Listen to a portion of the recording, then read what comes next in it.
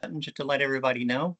If you have some personal questions or personal needs as far as looking for resources, please let me know, and we'll for after the meeting where we can connect you in with the right resources that could possibly help you, because that's what we're here for. So go ahead and please share your screen and go for it. All right. And everyone can see me? Will you be sharing that PowerPoint or? I can. Okay. So we don't have to scribble. So we don't have to write so fast. Oh, yes, yes. I'll do that to make it much easier for you. So, but yeah, let me go ahead and get started. So I'm so glad to be with everyone. Just making sure I've got my camera where you all can see. But I'm Glanisha. I'm with Family Network on Disabilities Pop-In. I'm very glad to be with this agency. I've been with the agency for almost 3 years. I joined in 2004. Excuse me, 2024. 2004 was many, many years ago. I'm not sure where that came from. But I just want to do a overview with everyone about our agency and share what we do and how we help our families. And so I'm going to do that here with you all. So we like to share that we're family driven. We were founded in 1985 by a group of families who had children living with disabilities. And then we are 501c3 nonprofit organization. And that means basically that we are tax exempt, but excuse me, but we also like to share that we don't work for anybody's particular, no local agencies, states, or schools or anything like that. We do receive our grant from the U.S. Department of Education, but that is as far as it goes. We are family driven. We are a grassroots organization focusing on helping families. And we also help concerned citizens and educators as well. I've gotten the opportunity to do some training with educators in Bay County and in Escambia County. So that's actually been exciting because we are trying to broaden our scope and the reach of who we provide resources for. But it's very important that I share with everyone that we are not acting as attorneys, doctors, or mental health professionals. I actually am a medical professional. I'm a phlebotomy instructor, but when I'm here with Family Network on Disabilities, I am a parent training coordinator. But we do provide our information, our resources, and our supports for you all here and people and their families. And we just really enjoy, I say, we're kind of like the Google search engine for families. We cater to whatever the specific disability is in the case that we receive, and we focus on putting those resources together. But we like to make sure that people understand we are not giving you legal or medical or mental health advice. We are just giving you the resources that you can reach out to those professionals. And so let me read to you our mission statement. So the mission statement reads, the mission of FND is to strive for the complete integration and equality of persons with disabilities in a society without barriers, and to serve families of children with disabilities, ages birth through 26, who have a full range of disabilities described in section 6023 of IDEA. And I really love our mission statement because I am somebody who lives with a disability. I actually have two. I have rheumatoid arthritis, and it's a medical disability where I have the joints of my synovial fluid are basically degrading, and it can be a very painful and debilitating disease. And I found this wonderful agency called FND who truly cares. And I was actually working as a phlebotomist in a hospital, but my disease was progressing and I was having a hard time, and they were not able or willing to accommodate my need of working a shorter shift. And I got on Indeed and started looking for more positions, trying to find a different type of position. And a twofold blessing happened. I went to go get my blood work done, and my teacher from the university that I went to get my phlebotomy certification drew my blood, and she says, you know, I'm starting my own school and I have an opening for an instructor. And I said, me? I said, I've only been a phlebotomist for 3 years, but then she reminded me that you've been a teacher for 16, and I am a former elementary school teacher. And so at that time, she pretty much hired me on the spot. And then I believe it was within a few days, I got the call from my now manager, Miss Kathy Powell, about the position at FND. And I shared my story. And ever since then, they have just been so accommodating to my arthritis and giving me those travel accommodations and giving me those those rest accommodations that I need. But then I also live with dyscalculia. And unfortunately, the school missed this diagnosis. And I struggle with math and things that have to do with numbers. For example, I really just recently truly understood what a foot long is. Like we know a foot long is Subway, but before I couldn't really give that to you as a guesstimate. And if you told me to go maybe 5 or 10 feet in front of me, I was not really sure what that was. And then if you talked to me about a room being full of people, I could guesstimate a half of a room being full. But if you said about 2/3 full, then I would get confused. And so every day I live with that struggle because I also reverse phone numbers, reverse address numbers. I will struggle with trying to find an address. If I go look it up, I found that I reversed the numbers. And so it can be very difficult for me as an adult. And the school unfortunately missed it because I'm very bright in so many other areas. But I struggled. I took every remedial math class when I started university, and it was very, very difficult. And the highest I got in high school was Algebra 1, and I barely passed it. And so it's unfortunate because I likely could have gotten an IEP or at least some type of accommodation if it was picked up on. And so that's why I love being able to be with Family Network on Disabilities, because I get to train parents on how to recognize these signs and which things they need to be doing to help their students get the proper accommodations and resources when they're in school. So with Family Network on Disabilities, we have a whole family. And so we have our Poppin, which is where I believe Mr. Jim was working with Poppin a while ago. So that's exciting to know somebody knows about my job.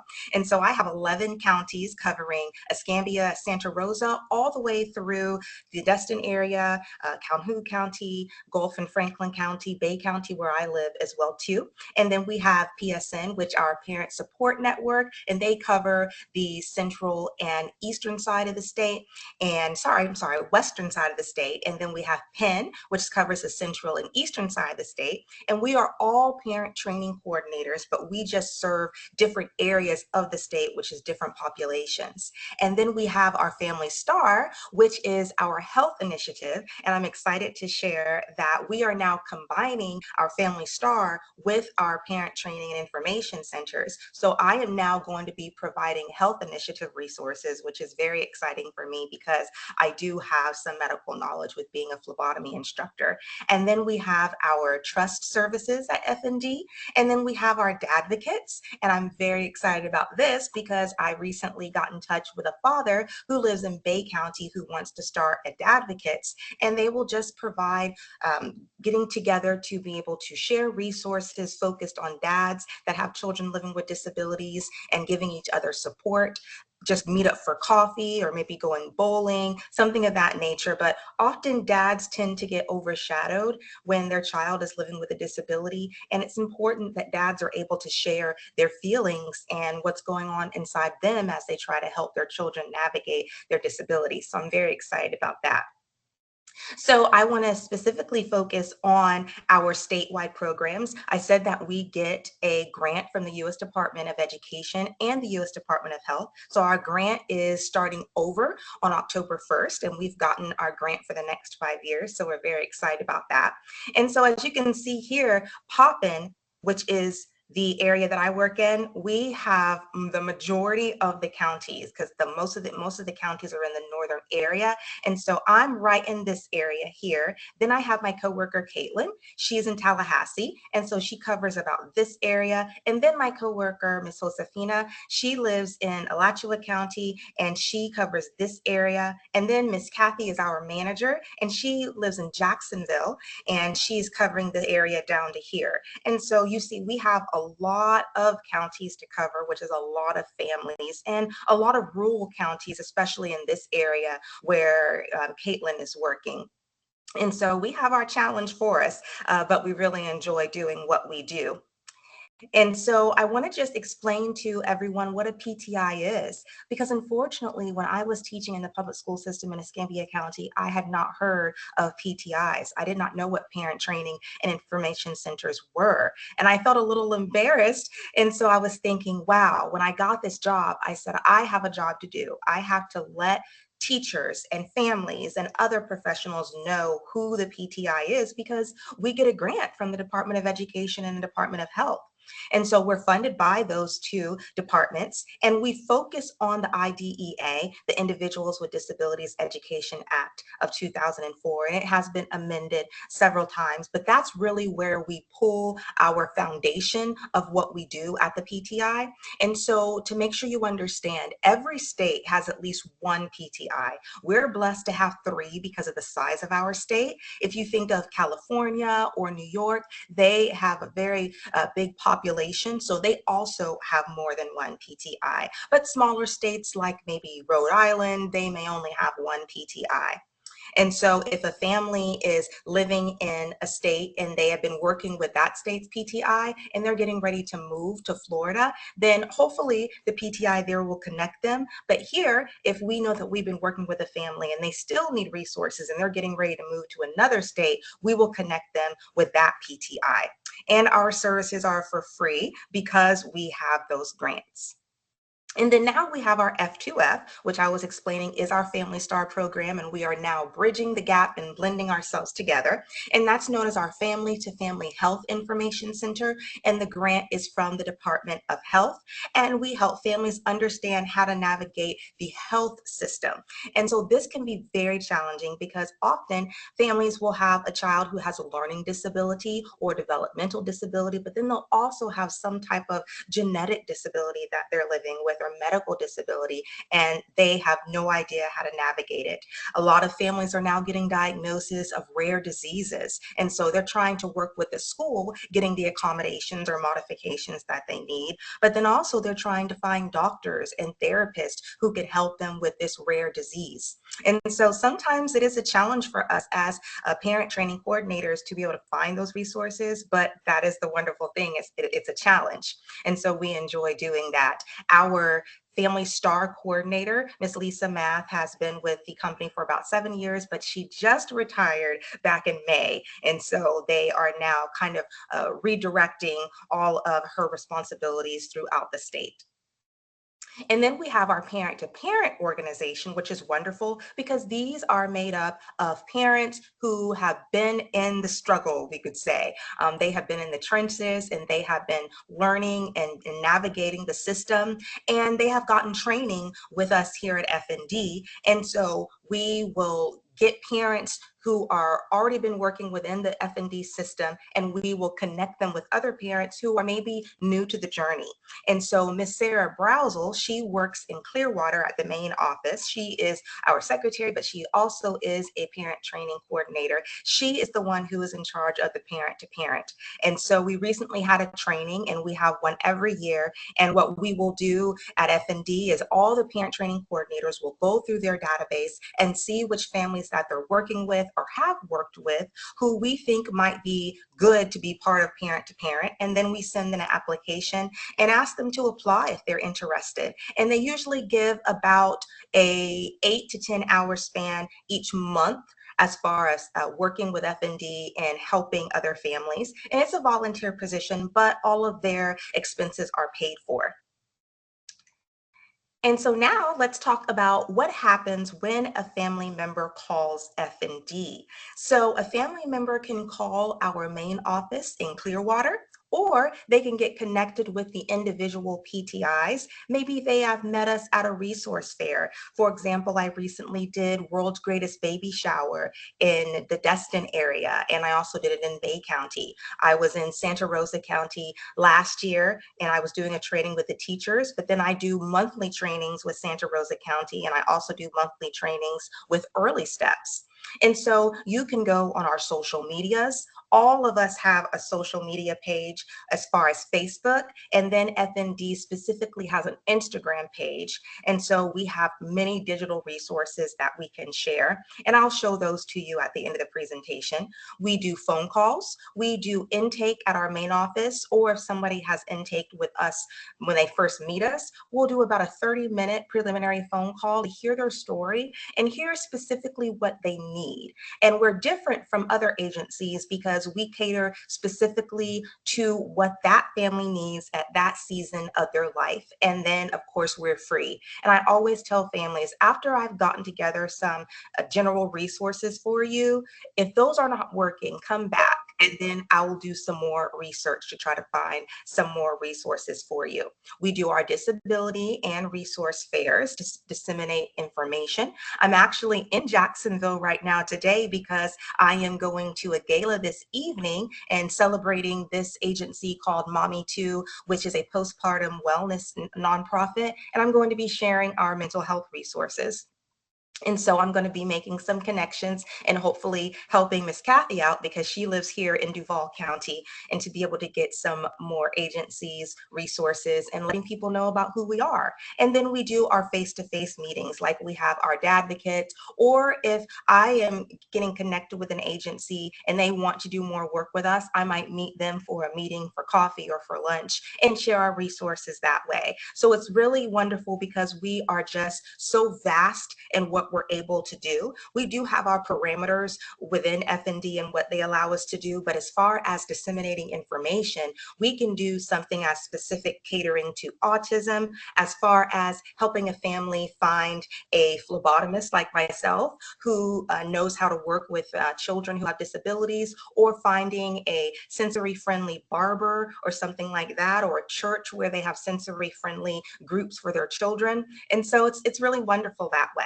And then we also offer the technical assistance and training, which is what I'm doing right now, which I'm sharing my resource of who we are at F&D. But we have webinars such as parenting styles. That's our newest webinar. We have our webinar that focuses on the IDEA and the law and helping families understand the procedural safeguards and understanding least restrictive environment or understanding free appropriate public education.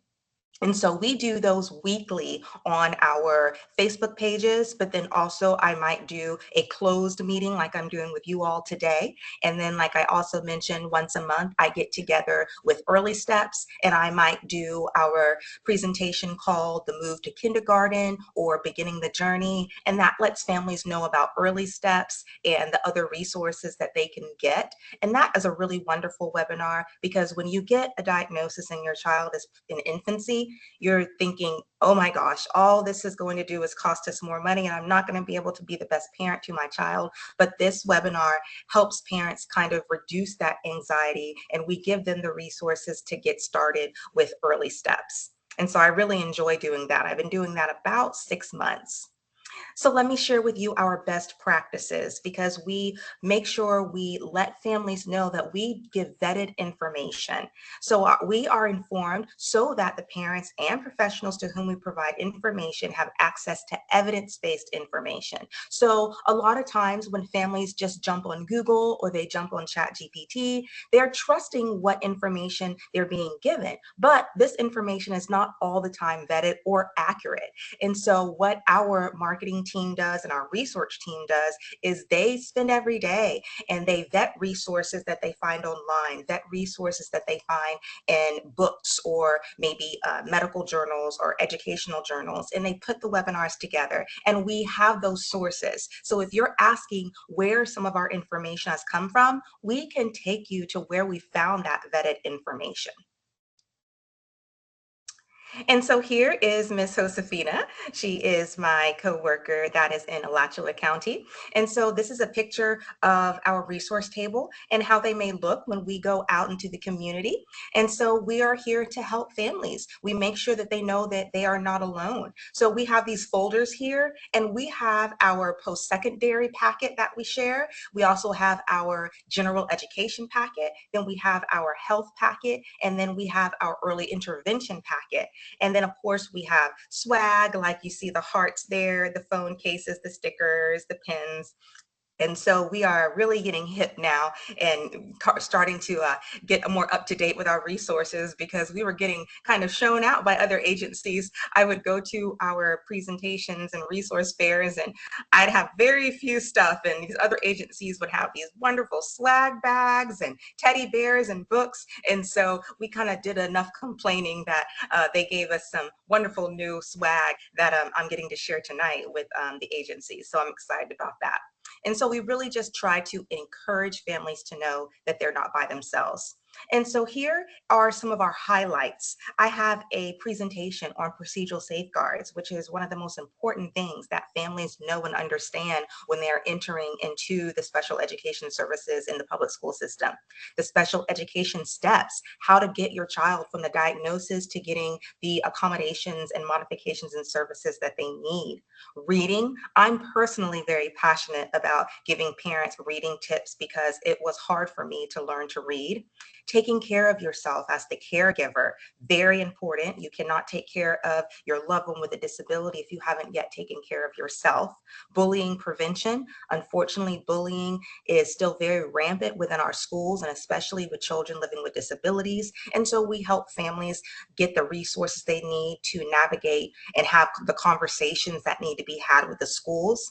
Transportation as a related service. I help several families who are having issues with transportation because the school district is telling them that it would be better for their child to attend a school that's not within their living area where the bus wouldn't pick them up. And so I have to help them learn how to have the right conversations with the district to be able to get the transportation services, and then understanding the components of the individualized education program plan. And that's very important because families have to go to IEP meetings. We are not able to go to the IEP meetings with them, but we can give them the resources to try to find an IEP advocate, somebody who can go with them and be side by side with them to be able to go to those IEP meetings. But then within our trainings, we train them on the information to bring, information to look for, requesting accommodations and modifications, how to put those things in writing. We are able to provide templates for them to be able to email to the district or to the school or the IEP team. And so we help them by educating them on how to be an advocate for themselves and for their child. And then our Family Star program does the same things as well. It's a little bit different. We do still give webinars and go to resource fairs, but we are focusing more on the side of the education and focusing on things like Medicaid and focusing on APD and making sure families understand how to apply for these services that they need. And we really like to focus on the mental health. That is a very important and very dear part to me as well too. And then also emergency plans. In Florida, we know that we have hurricanes and tropical storms, but this is for the whole United States. Not all of the United States or international has hurricanes. And so we have a readiness plan, and we have a booklet that I'm sharing with families that helps them to prepare for disasters. Because when a disaster happens, and let's say everybody in the family is mainstream, nobody is living with a specific disability, it can still be nerve-wracking and still be very scary. But think about when you have a child who has a disability, or you have a senior family member who has a disability, and they're giving you a anticipated time frame of when this hurricane is going to make landfall. And so we offer those webinars and give those resources that help families prepare, so when it comes, they are ready. And so this brings us towards the end of our presentation, but I want to show you here that we have our social media. We have our Instagram, that's just for Family Network on Disabilities. We have our Facebook pages as well, but Poppin, PSN, PEN, Family Star, and Family Network on Disabilities, we all have our separate Facebook pages that we share with the families who are in our area. And then we do have TikTok. We don't use it as much, but we do offer it because it is very popular. We have YouTube. I have my own YouTube page where I share my presentations. And then we have our FND YouTube page where we offer other resources from other agencies. And then we have our our website, fndusa.org. And then I want to take you there to our webpage. And I really, really love our webpage here at FND because it offers so many resources. When you go to the page, this is what pops up. You can request a callback, explore resources, find an event. We PTIs make sure we put our monthly or weekly events on the calendar, and so families can search. And then you can X out of that. You can even change the language if you need to do that. Then we can go to our information hub, handpick resources to help you. So these focus on topics, educators, early intervention, behaviors, parents, mental health. You can get it in Spanish as well too. And then here is where we really like to bring families, is to our downloadable pages, our one pagers. So COVID is still with us. And so we have a one pager for that. And you can click on view Lanisha, resource. Yes. sorry, you're doing wonderful. But Yeah. the website isn't showing up on the screen, or at least not on mine. Oh, And I know I that. know I love the website because, you guys have been working on that for the last 30 years, and it's just packed with tons and tons and It tons of is. information. So, um, There we go. can you try it again? Yep. So, I know. So I figured out what there it was it here. is. There you Thank can see you. it now. Awesome. So COVID is still with us, but here we have a video to let you know about COVID myths and facts. Again, all vetted information. These are one pagers you can download. So you see here, all I have to do is come over to share it and I can download it. But if I share it, it can go straight to my email and then I can just click over just like this. And then I can X myself out and then I can go back. Then we go here, it shows all of our programs more in depth. And then our About Us gives you more information as well too. And so it's just a full website. And when you go to our blog, it will take you to other agencies in which we get information from as well too. So it is just a wonderful website. And then I have my own websites that I particularly like to share with families as well, like Parent Center Hub. I like to share Sipper. There are several different websites that I give families as a general whenever they reach out to me. So I'm going to switch this again now. So give me just a moment. And then I'm going to allow you all to ask any questions that you have. So let me take us back to this. And then the final thing is thanking you for listening. I know I shared a lot of information, but our home office is in Clearwater, and that's where you can reach out to our home office. And then we're asking people to scan the QR code, or you can just simply Google Family Network on Disabilities and leave us a review. We are trying to build our reviews on Google to, again, let more people know who we are and get our name out there. And so that brings us to the end of our presentation. And so I am glad to answer any questions you have and begin to work with Family Care Council. I am very involved with Family Care Council 4 because that's Duval County and we go the Connecting the Dots. I presented last year and I'm presenting again this year, but I was not aware that there is a Family Care Council, several in the Panhandle area. So when Mr. Jim reached out to me, I was excited to hear that it's getting started back up again. So when I heard that there was a new Facebook page as well. So I'm going to stop sharing and let Mr. Jim take it over, and then I can answer any questions. I want to thank you for your time. Once again, Family Network on Disabilities. Is it been 30 years, or what is their timeline with it?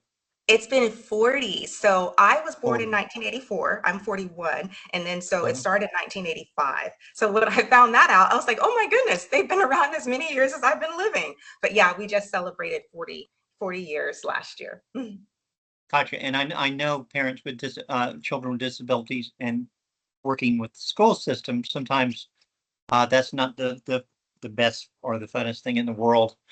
And Family Network on Disabilities, like I said, they have that a huge amount of resources on the website, as well as parent resources, uh, such as yourself, that are out there and very knowledgeable of things. Do we have any questions from the group here? I think I'm watching the chat. It looks like we have somebody typing. So how can someone get in touch with you, Lanisha? Awesome. Okay, there's the chat. Yes, so I can put in the link to my personal S'more. So we use S'more, which is digital flyers. You may have heard of S'more before. And Mhm. so I'm going to put that in there for you. And then it has all of my information and it has more information about FND and about special education services, exceptional student education, excuse me, services. And by the way, too, I forgot to share, it's rare, but we do help families who have children who are gifted, because that's also part of exceptional services as well. And so if we have families reaching out to try to find resources to help their children who may need more challenging learning situations, then we can help those as well too. So here is the link. Well, hold on. Copy it again. Jenna is asking, do you work with businesses that focus on kids with disabilities? She is both a parent with kids with disabilities and a business owner that focuses on disabilities. Oh, yes. What agency? Jenna, do you want to unmute and come to the spotlight if you can? Hi, everyone. Sorry, I'm still in my PJs today. Can you hear me okay? Yes. Yes. Okay. So, I'm actually located in Santa Rosa County. I have a 21-year-old son and a 4-year-old son that are both on the spectrum, ADHD. I've been through the IEP process with both Escambia and Santa Rosa County. But I am a business owner. I own Dragon's Playroom. It's a mobile sensory play unit for autistic and disabled kids. And I'm looking to collaborate and get resources out to the families. Because honestly, after 21 years, I didn't even know FND actually existed until I seen it on a Facebook post this past week. So the I mean, with some the knowledge and the resources just aren't getting passed around. So as a business owner, in the disability field with kids, I just want to ask it if I could share your resource. Oh, yes. Because for me that it's a big thing, because I've reached so many already throughout the Florida Panhandle, and I work with FSU Card. I'm working with some of the other agencies like Art Gateway and Autism Pensacola, and I want to get the resource out there as well. And as a parent, I'm looking more into the FND now as well, since hey, now I know about you. But I didn't know if you collaborated with um, business owners as well, because like I said, I focus on kids with disabilities. Yes, because we like to do collaborations where I can come and I can provide resources for the families. And then I can also, we do something called Balls, Bites, and Books, which is where we invite the children as well too. And we do a digital book together and have a snack and play a game. And it ties into one of our webinars. And that in turn helps the families and the parents, excuse me, to be able to get some training and the children be able to get to have an activity. So yes, we are always looking to collaborate with other agencies to do webinars together. Like I said, I collaborate monthly with Early Steps and monthly with, every 3 months with Santa Rosa County District Schools to do webinars. And so we are always trying to do that. So we can just, like I said, I have a lot of freedom in how we organize that. And so if you're interested in doing something in person or putting together a webinar like this, we can do those things. Absolutely. I would love to. Um, and you said that you would, Smart is how we contact you. I sent you the link to my SMORE flyer, and you can click that, and that gives you how to contact me directly. Okay. I just wanted to make sure, because I'm trying to get the word out there, but also as a parent, I I want to advocate for our children, and when I find resources, I'm like, let me pass them along. Yes, and I just found your Facebook page. I wanted to look it up before we left, and that's a very nice page. Well, I certainly appreciate it. And like I said, I know it's a new concept because there's only a few in the state of Florida, but it's something that the Northwest Panhandle actually needs, because there's not many facilities that, cater to our kids with disabilities. And it's not limited to just autism, but it's a fully functioning mobile trailer. I bring it to you. I do pop-ups, I do events, and, I make sure that, our community comes together. Yeah. Yeah, and we definitely need that because unfortunately more and more children are being diagnosed with a disability and they just don't have the resources. And this job has been challenging in the fact that the resources that we need are not in the panhandle. I can do Right. my best to try to find it, but I often ask my parents, I said, are you willing to go out of state in Florida? I'm sorry, excuse me, or go out of city in Florida to be able to get the resources, because there's awesome resources that are in Tampa, or in Miami, but now a good thing is a lot of resources can be shared digitally as far as like doing therapies and things like that. So families don't always have to leave, but it can be very difficult. And that's one area that I wonder about other states, how they're doing it. And so that's something that I'm going to plan on researching just to kind of see, engage where are we at with the resources. And people often say like in Panama City that we're like light years behind as far as the business and business world and all of that. So I wonder. So I think it's really nice that you're doing this and you're one of the founding types of that business. I think it definitely will grow. Right. And that's one thing that I've done some nationwide searching. I've reached out with Kansas and Massachusetts, Alabama, um, because honestly, mobile sensory rooms and then parents, we have to travel, and not everybody can travel. So it's getting the resources in every area, within a reasonable distance, and even nationwide, they still travel. I'm in a parents group, and everybody's like, "Where's the best resources?"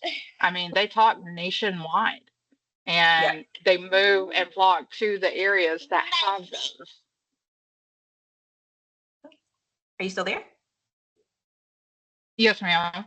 Okay, I lost you. So yeah, and when we talk, I would love to connect you with Autism Dad. He's in Bay County, and he just did a sensory-friendly church service in Panama City because his son is living with autism, and I wasn't able to make it, but it was wonderful. And he actually did it on a Saturday, so families didn't have to leave their regular church that they go to, but they could still go to a church service that was sensory-friendly. And it was a very, very good experience. It took a lot of volunteers, but he is working really hard to get across the state of Florida as well too. Yeah, I will definitely reach out to you. We'll get in contact and collaborate because, I honestly, I am willing to travel all the way to the entire state of Florida. I'm also working into going into Alabama because, children everywhere need that resource. So Oh it's yeah. not just limited. Hmm. Um, but yeah, for sure. I've done a couple pop-ups without the trailer, and I just bring my sensory equipment, show up, and we do it. I don't know if you know, but there is a expo called Eden. Yeah. Yeah. I'm going to visit next year. Not going to participate just yet, because I missed this year. I did too. Yes, I did too. And so I got connected for next year. But we'll definitely connect. I appreciate it. And I will let y'all have the floor. Awesome. Thank you, Jenna. It's one of the reasons, one of the focus of, Family Care Council is, of course, to start finding additional resources like yours, and we really welcome new resources. The Panhandle is often the redheaded stepchild, or when it comes to, having resources for our kids and families with disabilities, individuals with disabilities out there. So we really need to find a team of people, a team of parents, or team individuals, or businesses, what have you, that have this interest in mind, that we can come together in a meeting format and really make things happen again. There's also lots of different uh, oh, meetings that happen out there, like the Family Care Council, not Family Care Council, Family Cafe that just concluded, I believe, last month. Um, that's where everybody gets together and does things like that. It's been a while since we were able to put together a resource fair for the Panhandle. It was pre-COVID. To give you an example, Marcus Point Baptist Church has always been very friendly to allowing groups like this to come in and do resource fairs. But we haven't been able to do one. The last one we did, to give you an example, we had 27 different vendors, meaning like Family Network and Disabilities or Dragon's Playroom, things like that, that showed up so that parents and people can come and connect with that. And Family Care Council was one of the leading people that did that and organized that. And we'd really like to put that on the agenda to focus like for next year. Because it takes a while to do planning, to plan events like that and to get them right, to do things like that. So it's wonderful that we were able to do that. Please contact myself through the Facebook page. I'll put my contact information in the chat. Please text me. There's so much scammers out there that if I don't know, if I don't have you in my phone list, a lot of times it goes to voicemail. But if you text me, we can connect and go from there. Do we have any other questions for out there? I don't have any questions, but I just want to say this is like my second time listening to your presentation, Glenisha, and it's been really helpful. I went last year in Santa Rosa County when you did the IEP presentation. Yes. I think it was about a year ago. Yeah, me and Melanie actually was on here, and it was so helpful. I just wish, and I want to help you like get more information out to families because I do think the district kind of tells us about you. They hand us a flyer, but we don't really know what it is. But when I hear you speak, I'm just mind blown about the fact that you guys exist. So I just want to say, like, you're a very good presenter and your information has been super helpful. Oh, well, thank you. When I saw your name, I said, that name looks so familiar. And I said, I know her from somewhere. I didn't know if it was F&D or one of my personal businesses that I have. And I said, I know her. Yeah, we went to your IEP training and it was so helpful, like so Yes. knowledgeable. Yes, that's what it was. I almost wish it was required for parents that are going into the public school system that have an IEP. I feel like it should be mandatory to sit through that because while in kindergarten, like like pre-K, you're like, okay, everything's happy-go-lucky, but as you enter second, third, your kid gets older, you're like, whoa, pump the brakes. I need to know a little bit more about what's going on here. And I feel like you had all that information and knowledge to give us. It could be very scary. Like, I've not ever had to experience it myself, but I can only imagine because I remember being on the teacher side and it can be overwhelming for the teacher.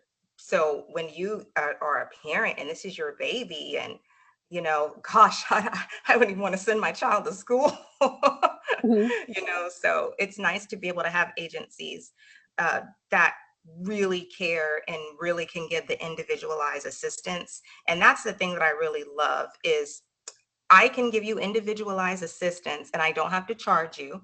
If something doesn't work, I don't charge you. I just go back and I do some more research. If I still am having struggles, then I can ask my manager or we can reach out to another PTI. So that makes it really helpful. I did have one question when you were talking about the parent to parent. Is that a resource here? If a parent was saying like they need some support, they would do you have a lot of like parent mentors in our area? I guess that's the question I'm trying to ask. So so parent to parent is going to be across the state, but what happens if a parent is interested in getting connected, we will let Sarah, who is the one who coordinates that, we'll let her know, and then she'll look in the database and then they'll try to pair you together. But we do have quarterly parent to parent meetings, and I can get that one for you because I'm actually doing this one with Sarah in August. And so I believe I have your email already, but if you want to put it in the chat, you can, but you can join it. And this one's going to be virtual. And it's going to be really exciting because I'm going to be presenting some spoken word. And so that's how you can connect to get a parent support person that's in your area. Okay, I just like that's such a helpful resource, especially for parents who are just starting out in this journey. And I wish back then I would have known about all of this when we were figuring out what autism was, age 2 or 3 were in uncharted territory. I feel like this is so helpful. Oh, most definitely. Our family is dealing with my brother. My brother lives with untreated bipolar disorder. And when he was about 16, the school thought he might have ADHD. And the testing, and they came back and they did not feel like he had ADHD, but then they didn't do anything else. And unfortunately, this was in the late 90s, and mental health was not being spoken about much. But I learned since then that when a child is showing ADHD symptoms, it could be possibly an early manifestation of bipolar disorder. And unfortunately, my brother is 45, and we're struggling with Mhm. trying to help him because now he's an adult, and Mhm. we don't have guardianship, and it's been a very, very hard journey. And that's another reason why I push so hard to help my families. And I tell them, don't give up, because if the school had done more research and more testing, they might have been able to find out that my brother was suffering with serious mental illness, because it was manifesting itself at that time. And it brings me to tears sometimes when I think about it, because I wish we had known about FND and Mhm. we could have helped my brother. And so that's why I push really hard to try to help families, especially those families who are having, school age children that are dealing with mental health disabilities. Mhm. So yeah, I had forgotten to share that at the beginning of the presentation. Is the mental health as team still intact for schools? I forgot what their acronym was. But they specifically dealt with mental health issues for kid in the school system. Are they still around? They were when I was still teaching in Escambia County. That was 2013. Mhm. But I don't know now because I'm not Okay. as actively in the school system. But I can't, I think I will ask the district ESC director when I speak to her again in Santa Rosa, because it's really needed. Because especially, for example, during COVID, there were many Baker Acts happening in the years after COVID. So it's a response team. Um, but I do know that there are mobile response teams that are at least in Panama City through Life Management. And so there's got to be something within the school system still going on, but it just may not be the same as it was over 10 years ago. Right. Please also include me in the family to family, or the parent, I'm sorry, parent to parent Yes, contact information with that. I will be doing that now. So So hold just to on summarize, one moment. Oh, go on. we're right now our plans are to do family care council meetings on the fourth Friday of every month. Currently, our time is set for 9 a.m., which is Central Time. Um, we are looking for additional members or people uh, who really want to join Family Care Council for the Area 1. Area 1 also includes from Escambia, Santa Rosa, Okaloosa, and Walton counties. There is no Family Care Council Area 2 at the moment, which goes from, trying to think what the county, Holmes County, all the way over to Tallahassee. But at this, but regardless of that, if we have families out there that are in need of resources, connect in with us, and that's what we can do. We hope to bring more resources bring the discovery of more resources into the community. Like this, for this meeting, we reached out to Family Network on Disabilities, and Ms. Clinician agreed to join us for the meeting and bring in her wonderful resources from Family Network on Disabilities. Wonderful, wonderful resource. We hope to find additional agencies out there that know about resources for our families, and hopefully bring those into the different meetings and things. So if we have needs or other questions, please reach out to us. Tammy, would you please remind us of the official email address for Family Care Council?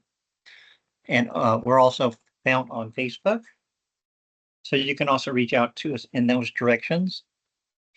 This meeting today was recorded. Once the recording finishes, we will post the link to that onto the Facebook page. We hope to also develop our own Family Care Council YouTube page so that we can have a place to house these officially, so that parents who are unable to make it to the meetings at least can join in and tap into the resources that we have going on. We did this several years ago, and we have resources like this that was done with Family Network on Disability, for example. And those are under the By My Side, the number 2 day in the under YouTube. My brain hasn't had enough coffee or chocolate today. Thanks, Tammy. So our official email address is fccarea1@gmail.com. We are monitoring that daily, and we're reaching out and responding to people. There is a letter of interest and an application that's online. Miss Annette, are you available to tell us how we can find that? The application online? Yes, ma'am. How do we find that? Oh, do you have the link? I mean, do you have the online link? Is that under APD let me Cares? just see if I can, let me just see if I can share my screen. Can you see it? There it is. Yes. Okay. So, see. and we would have right here, apply for services. Uh-huh. And you can do it right online. There's a quick guide, or you can even print the application.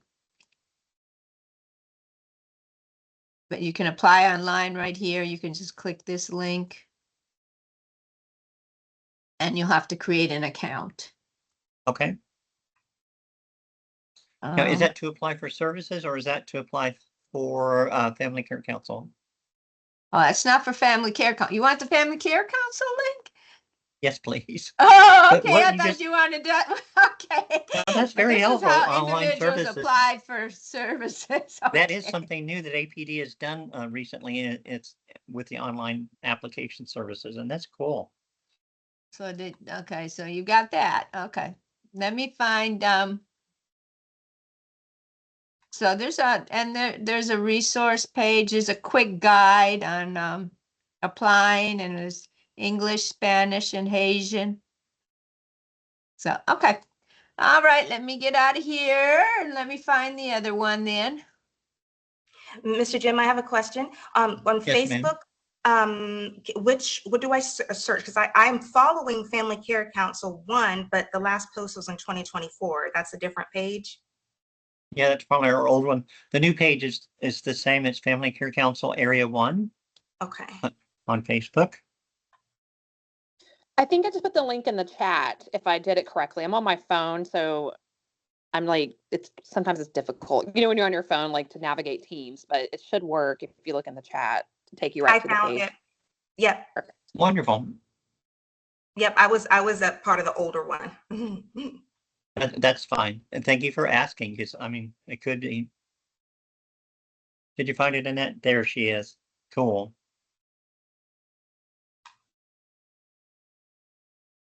Here it is.